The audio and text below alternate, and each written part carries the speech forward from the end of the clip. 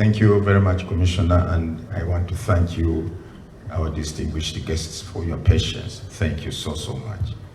It shows that you are really keenly interested in the electoral affairs of this country. I've not seen any of the invited guests getting up, although we the hosts have been moving up and down, but thank you so much. Now, I will start with the last question, because it might prove a bit contentious.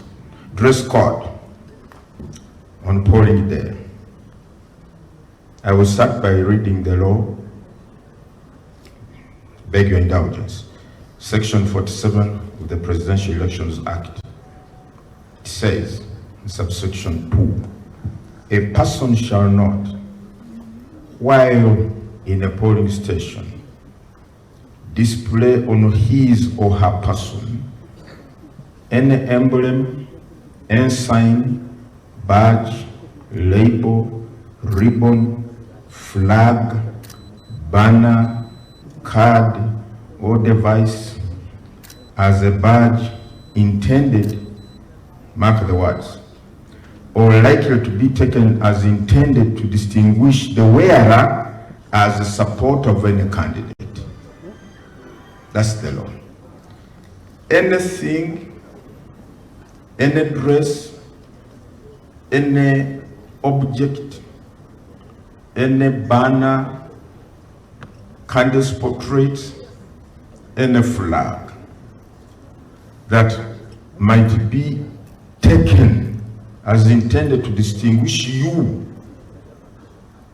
as supporting a particular candidate is prohibited. Now, the issue of the national flag. The national flag is the national flag. But we also know, those of us who have been here during the campaigns, that some candidates have used the national flag as a campaign symbol wherever they have gone. They have used it as a campaign symbol wherever they have gone. Now, the law says that anything, and it does not distinguish, when the law talks of a flag, does not distinguish between a national flag or a party flag or any flag. It says anything, any flag that might be taken as intended to distinguish you as a supporter of a particular candidate is prohibited at a polling station. Party colors, because our parties have their designated and approved colors. Any attire of your party color, you should leave it at home. Put on ordinary attire. Candidates' portraits or attires, please leave them at home. That's what the law says.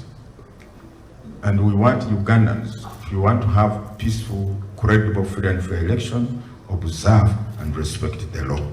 It is here in the Presidential Elections Act, very well spelled out. It also goes with the campaign posters or paraphernalia hanging at a polling station, where, because maybe a polling station is next to buildings and the walls of the buildings have been plastered during campaigns, the posters of the candidates. Now that this is a polling station, they are supposed to be removed or plucked down by, I think, the Electoral Commission. Ordinarily, you are not supposed to destroy or deface or remove the campaign poster of a candidate, ordinarily, during campaigns. But once campaigns have closed, and this area is now a polling station, all such paraphernalia should be pulled down. And I think, thank you for raising that question. Commissioners, we should emphasize to our staff that any campaign paraphernalia should be pulled down from polling stations. The polling station should be devoid of any candidate's portrait or symbol of a political party, and so on and so forth. Those should now remain on the ballot papers, which the candidates, which the support or the voters are going to be issued with. Now, I will start with a question from our sister from across, Ruth. When does campaign period end? The law says campaigns shall end 48 hours to polling. 48 hours to polling. So we expect campaigns to end tomorrow at midnight. Campaigns, but for rallies, the law, the guidelines say in the law, it is in the law. For those holding rallies, mass rallies, the rallies will end at 6, as they have been doing, 6 p.m. But maybe radio programs, maybe a candidate may have booked airtime or something like that. In the evening, when most listeners or viewers are at home, but essentially 48 hours to polling, that's when campaigns stop. Ruth, unfortunately, the Electoral Commission does not monitor campaign financing in Uganda. It is free for all. The more money you have, you go. We tried, National Consultative Forum endeavored in 2020 to introduce an amendment in the law to cap campaign or political financing. Money, I don't know whether it happens, Your Excellency, I don't know whether it happens also in Nigeria, but in Uganda, the issue of money has really become endemic in our elections. The use of huge sums of money has become a problem, a challenge. And the only way you can address that is by having the relevant legal framework in place. We try to push it to Parliament, National Consultative Forum, where we are members as a commission, try to push it to Parliament. It never saw the light of day, I think for obvious reasons, I think. So it did not come out, so there is no law on campaign financing. Whoever has the deepest pockets goes on. Those who have short pockets, what do we do? You can maybe convince the voters and tell them, please, I have the right ideas. It's not about the money in my pocket. It's about what I'm going to do for you. And that's what we are trying to do. There are some also civil society organizations like ACME. I think this one, again, campaign money, something. They also tried to push that amendment. It did not come through. We hope one day, there will be a law to cap for campaign financing or political financing during elections. Then the other issue was, yes, I think they have raised something very critical.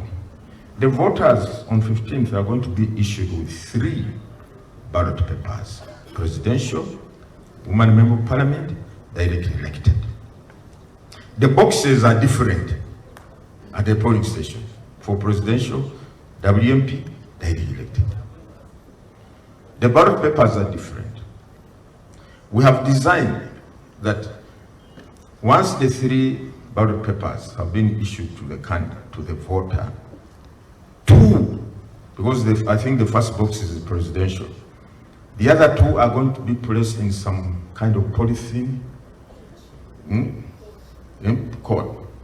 pouch, polythene pouch. The presiding officer will place the other 2 there, and then the voter will remain with one in his or her hands, presidential, because that is coming first. He goes but you know, some of our people are illiterate still. They may inadvertently, unintentionally, find themselves dropping the woman member of parliament ballot paper in the directly elected, or vice versa. So what do you do?